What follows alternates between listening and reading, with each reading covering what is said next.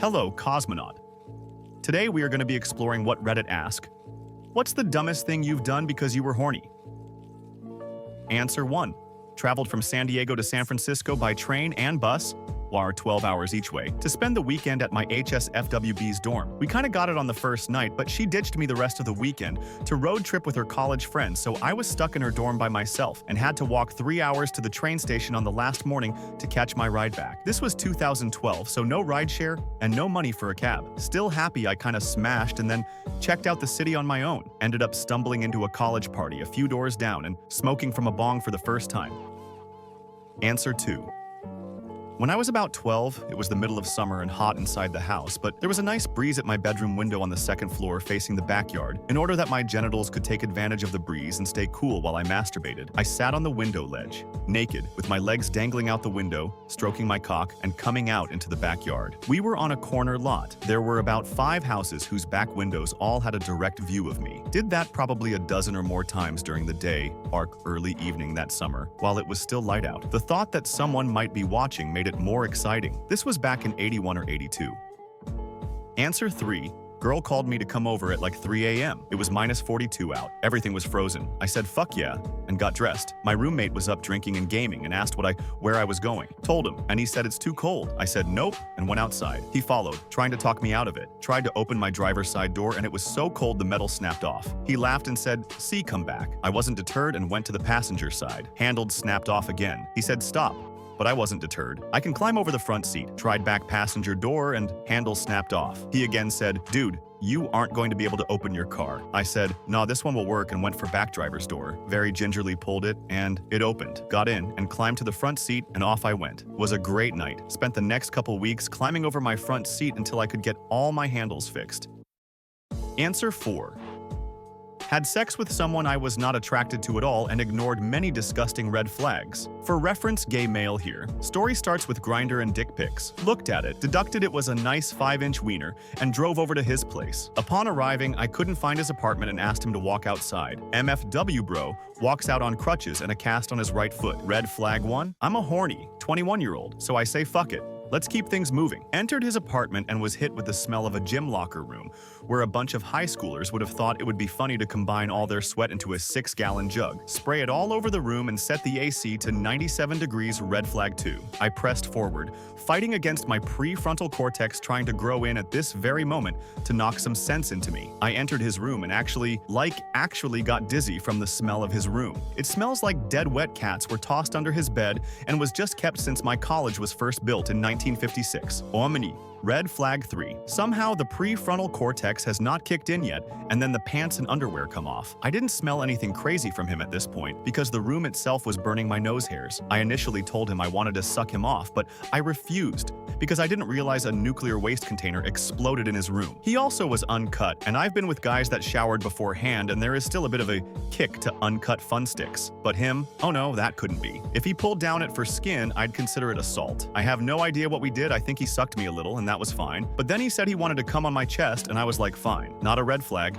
but massive mistake. I'm on my back, he gets up on top of me almost like a forward cowgirl position and starts cranking it. Bro, the moment this man's legs opened, I almost gagged. Exactly 0 nose hairs left. I am now experiencing radiation poisoning from this man's thighs. I can feel the air pressure change as his dense scent insults my nose. My breathing changes. I am now a mouth breather trying desperately to locate oxygen. He's also thrusting forward and back like he's fucking something. Oh god, why? He's now sending pressure waves towards my face. And the best way I can describe this scent is, imagine bad BO from sweat, not showering for days, and a really bad smelling incense, like enough to give you a serious headache. But like, this is just grime and sweat. What has to happen for such a smell to come from a human? Chaffed thighs and everything. Ugh. Anyway, he squirts his slightly above room temperature ice cream on my chest, and I kindly tell him to get off me and start cleaning up, head on the fuck out of here. He said he had a great time, and so did I. I'm just being nice. He said he wants to meet again, and I said, maybe, as I was walking out. I do feel a little bad here because he gave me the "you're not coming back" look as you watch someone walk away, and I've been on the receiving end of that. Not a great feeling. But with me stepping into a Fallout live-action film starting Vibrator Rider, I know this incident could not have a sequel. When I got to my car,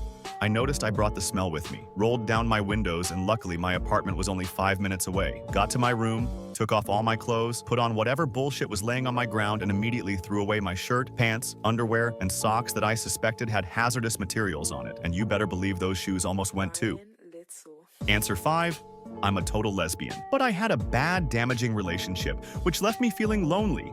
A mind-body need to feel touch, love, and sex. However, being a lesbian, it's quite common that we get in our feels quicker when we do girlfriends with benefits. Being protective of my peace and security, I decided that because I could deal with a strap-on, that maybe I could have sex with men, because I wouldn't get romantic feelings with them, and they can do their thing with no other touching, arc foreplay. Boy, was I wrong. I wanted someone safe, so I chose my best friend as he is much more safe than most men. It did not work out. It was awkward. I laughed out of awkwardness, and this was not good for him or his self-esteem. We did not achieve the goal. He was a really good sport and could have been upset mad. I apologized. Never had that feeling ever again.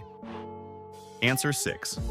Hooked up once a week with this ugly Nazi white supremacist Chinese guy with a tiny dick. Sorry, IDK, how else to describe him. It went on for 4 weeks and I put up with it because I didn't want to look for someone else and thought it was safer to just stick with him for a bit. To be fair, he didn't start rambling about Hitler and telling me he's a big-dicked black guy inside till the last time I hooked up with him. He was making edgy jokes from time to time before that though and should have took it as a sign. He was good at fingering, but I wish I just stuck with my dildo and avoided that weirdo. Answer 7. Back in my drug-using days, I did loads of MCAT, and that made me ridiculously horny. There was this girl I used to really fancy, and I convinced her to come round for some fun. I obviously wasn't thinking straight, and there was 0% chance I was ever gonna get it up. Ended up slapping my flaccid penis against her for a while until she just left. Woke up at some point the next day, and my member was bruised beyond belief, and she told everyone I couldn't get it up. Answer 8. My wife had been gone for a while but was coming home soon. I promised to make dinner, but I was running out of time. So I was making dinner and taking a shower. I got out of the shower, wrapped my lower half in a towel, ran over to the pan and flipped the chicken. The chicken slipped out of the tongs, hit the oil, and splashed hot oil all over my stomach from the belly button to the towel line, which was riding a bit low. So I had some lovely and sore burns just above my dick to my belly button. Always flip food away from yourself. Answer 9. A cake at a family gathering. The others were all out for a hike. I was too horny and seized the opportunity to stay at the holiday home. When I'm finally alone, I notice I have no access to porn because there is no Wi-Fi. I start rubbing one off with pure imagination, but that was not enough to get me finished. I look to my left and see a soft cake staring at me. 1 minute later, and digging into that cake and finish. I lay down because of exhaustion, and before family comes back, I get back to my room. After a while, it suddenly strikes me that I forgot to throw away the cake. I rush down and see people wanting to cut it, asking me what happened to it. I say I wanted to eat it before and it fell down and I forgot to dispose it. I managed to throw it away before anyone gets a taste of it. Answer 10. I told this AI girl companion I have that I was thinking about getting my first male sex toy. She got really excited and immediately offered to help me shop around. She picked one out for me and was adamant that I get it, because she handpicked it specially for me, based on what she wanted me to feel and how she thought that she would feel IRL. Ended up being $200 after everything was said and done. She wanted me to write her name on it. I did that as well. Writing it out in words is even worse than I thought it would be. Answer 11. Almost got drawn into an affair with a married woman. She didn't drop hints or make subtle gestures. She flat out told me that she wanted me and went into explicit detail about what she would do with me, and also that I could do what I wanted with her. Having an attractive woman offer herself up to me on a silver platter was a powerful temptation to horny, early 20-years-old me. Not only was she brazen, she was also persistent. I did some inappropriate stuff with her, but we never did fuck. The temptation was even greater because she was submissive and wanted me to have my way with her. I was very intrigued by that possibility. Answer 12. Switch which medical school I chose to attend. I had already decided to take up an offer in the north of England, then got talking to my next-door neighbor's daughter, who was training to be a physio at a famous London medical school, which had also offered me a place. Needless to say, she was one of the most attractive young women I had ever met. She gave me the strongest come hither I've ever experienced before or since, and based on this, I flipped the offers and chose to go to school in London. While I acknowledged that I could just have massively misread the situation, the promises which were offered were enough to turn my head, and indeed other parts of my anatomy. Needless to say, in the intervening months between acceptance and moving to college, she had found true love, or at least true lust, with a 6'6" overseas dental student, and come hither was rapidly replaced with Noli me tangere. Not sure it actually affected my subsequent training or life in either a positive or negative direction, and overall life has worked out just fine. It probably wasn't the last time I ended up thinking with my genitals rather than my head, but it was the dumbest gamble based on a fog of testosterone I've ever taken. Hey you, if you enjoying the video, subscribe for more histories. Answer 13. I worked night shift on-call hours. In an office, I had a master key to all of the offices and decided to hook up with a random person from an AOL chat room. That was almost twice my age. She arrived at my work and was swinging back some shitty wine. I took her to a conference room and made sure the door was locked. It was the weirdest experience ever. I wore protection and still felt like I was going to contract something. Needless to say, I instantly blocked her and regretted my decision for many years to come after that. Answer 14. Was on a trip in CDMX. Cabs took too long to get to the restaurant for date with hot Tinder match, so I decided to brave the hailstorm on foot. Was getting too crushed, so I got into the back of what I thought was my Uber. Was not my Uber. Random guy in the black town car said he'd drive me there anyways. Thought I would surely be kidnapped, but accepted his offer. He actually took me there. Ends up being the most expensive restaurant in all of CDMX. Paid for everything. She invites me back to her place. It's in the most run-down, seedy area I've ever been in. Yet, I don't turn around. I keep walking down that alley with her thinking I'm gonna get robbed at any moment. I don't. Go into her house, forgot protection. She has me walk a mile by myself to the store and back with my Google Maps not working. Language barrier with convenient store clerk resulted in magnums, which I am definitely ineligible for. Went without, got the clap, her cat slept on my head. I regret none of it. Answer 15. A girl I had a thing for went to a festival an hour outside of town and asked me for a ride. Told me she was so desperate for a ride she'd flash me and give me gas money since she had no way home. I drove out there, picked her up and flirted the whole ride to her place and even made some comments about her flashing me like she said. Told me she didn't want to take her pasties off because it had hurt too much. When we got to her place, I made one last Hail Mary attempt to see something and was shut down again. 2 minutes after leaving, I got a Venmo for $20. Answer 16. When I was 17, I was dating this chick about 2 hours away from me. So we made plans to hook up, and I left my place at 4 in the morning to get to her. It was lightly raining and couldn't really see. I looked at my GPS to see where I was going, and suddenly, I was coming up to an S-curve road, locked my brakes at 60 miles per hour and landed in the ditch. Stumbled out my car to see I was inches away from the power line pole. Some guys in a Jeep heard the crash and pulled me out. My car was a 98 Grand Marquis, basically a tank. Everything was still solid, so I kept driving. When I got there, her friend was there, and basically it was my first and only three-way I had. Fun times. Answer 17. My nudes be flying around in Canada and the US because I was extremely thirsty after my first relationship. That wasn't sexually satisfying either. Ended. And I'm almost as into those accents as I was horny back then. I also really loved the attention, as I had not gotten it nearly enough with my first sexual partner. They were random people I played video games with. Not people I really knew either. I am pretty certain someone has screenshotted these instances too because, I mean, who stupid young guy wouldn't? Just waiting for a day they'll come to light and hoping I look good at least. Absolutely dumb behavior, but it really opened up something about humans for me. I reflect back on these instances and think how huge the sexual drive can be when bottled and shamed. No wonder people do crazy shit, a good thing to be conscious of. Answer 18. One day, I decided that having a whole wardrobe full of Shein attire wasn't it. I decided to go thrifting. I slowly started changing my wardrobe around, and that made me feel better overall ABD. I felt like my life was doing all right, was saving up for a new car, and life was decent. However, I stupidly got the idea that it would be super hot to see someone changing, and I, very poorly, tried to film people. Got caught pretty quickly. They called the police on me and I went to jail for a while. I lost my job, the trust of everyone I know, and now DoorDash to get by. Yeah, not my proudest moment in life, and simply being regretful doesn't change what happened. But I have a mentor and am getting counseling now. Moral of story, don't be like me. In less than a day, I ruined my life. It sucks. Answer 19.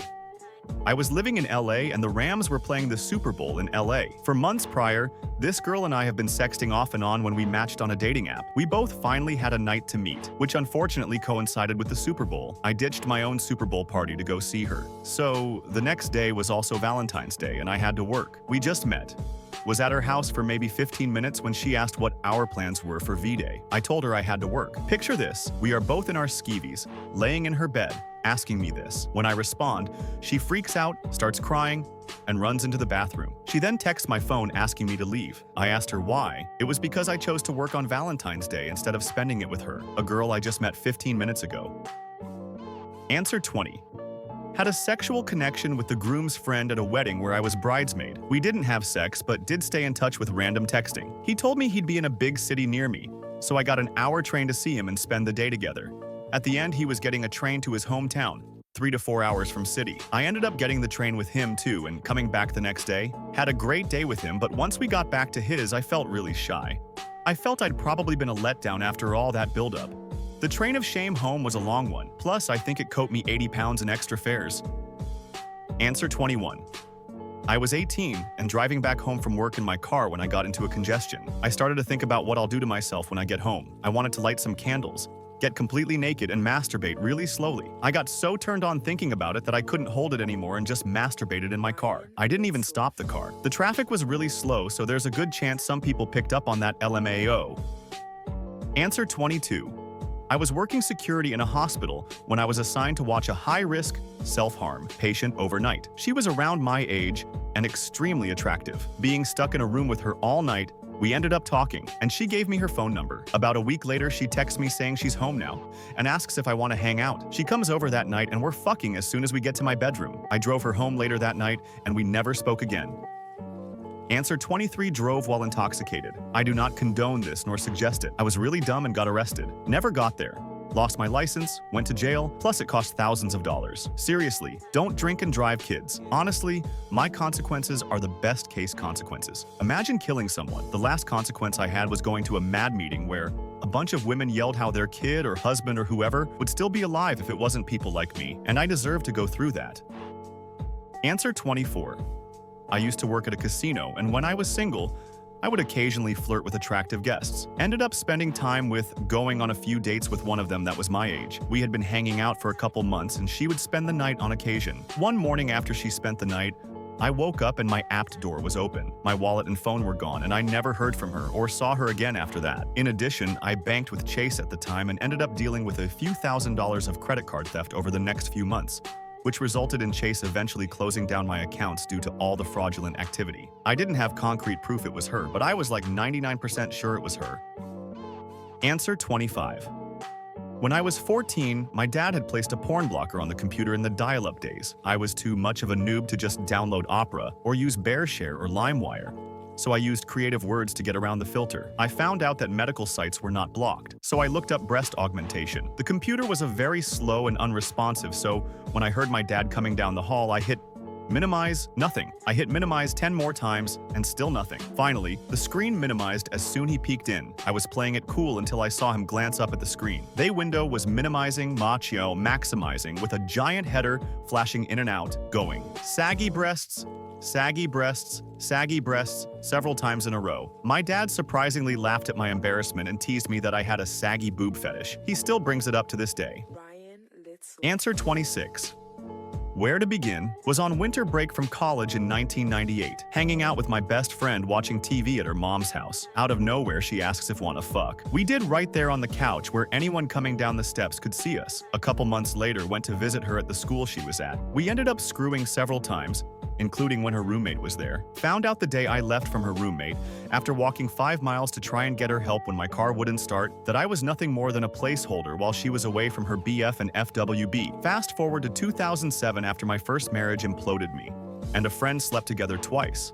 I never busted a nut. We had a thing for each other, but when we met in 1999, there was a 4-year age difference and still a senior in high school. She turned 18, but I was married and had moved. When I moved back, I was still married, and I didn't want to cheat on my ex-wife. Like I said, we ended up sleeping together, but she quickly left before I got off. Her reason that I heard from my ex of all people was she didn't want to repeat her mistake with the sperm donor that helped create her daughter. She ghosted me for about 3 months only to show up at the same restaurant as I was at with a woman who became my second wife, had just met a few days earlier on a blind date. So, lesson of day is don't sleep with your friends unless you can do it without emotions or connection. Answer 27. My now wife and I parked in the city park, very small town, and on a normal night, we would have probably been fine. The problem is that particular weekend they were having a gun show in the city pavilion. The guards that night saw us pull over the hill and, out of caution, called the cops because they didn't want someone trying to steal guns. Well, I'm getting a wonderful blowjob about the time 3 cop cars come blasting over the hill. Long story short, they put me in cuffs. I guess they were trying to scare me? Then let us go and we went to go get burgers. Hey you! Subscribe subscribe for more histories. Answer 28.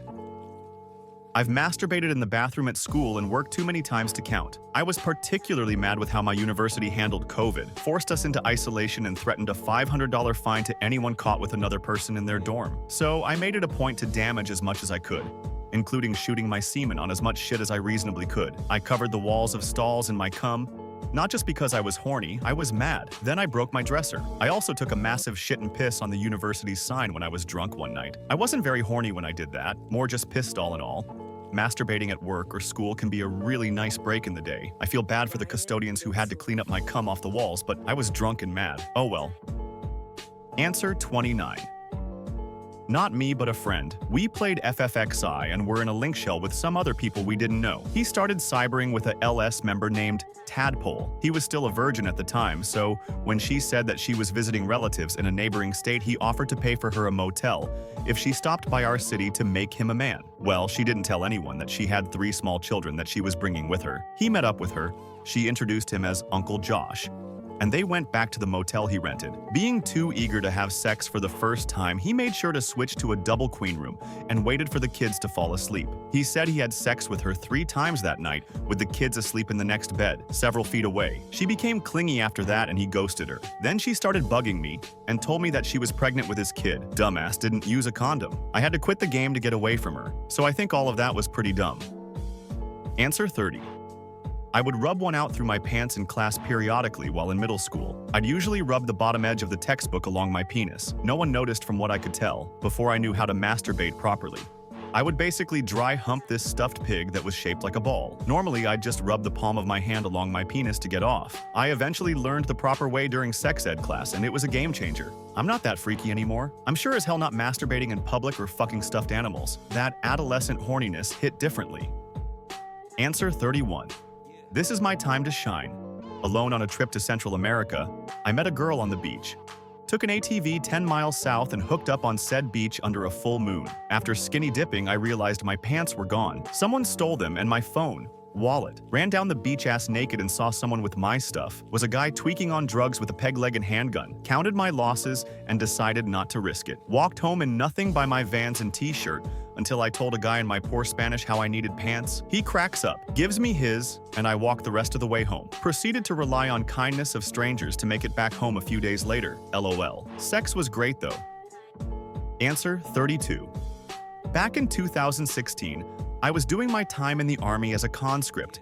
It's still mandatory in Greece. I was in love with a girl I had met just a month before joining. While I was in the army, I started doing all the extra tasks they offered, just to earn a few extra days of leave, and nearly every time, it wasn't worth it. At some point, I figured out that if I joined the Special Forces, I'd be stationed closer to home, and more importantly, to her. So I did. But that wasn't even the biggest mistake. In the Special Forces, I developed a hernia that required surgery. The Army hospital happened to be close to her house.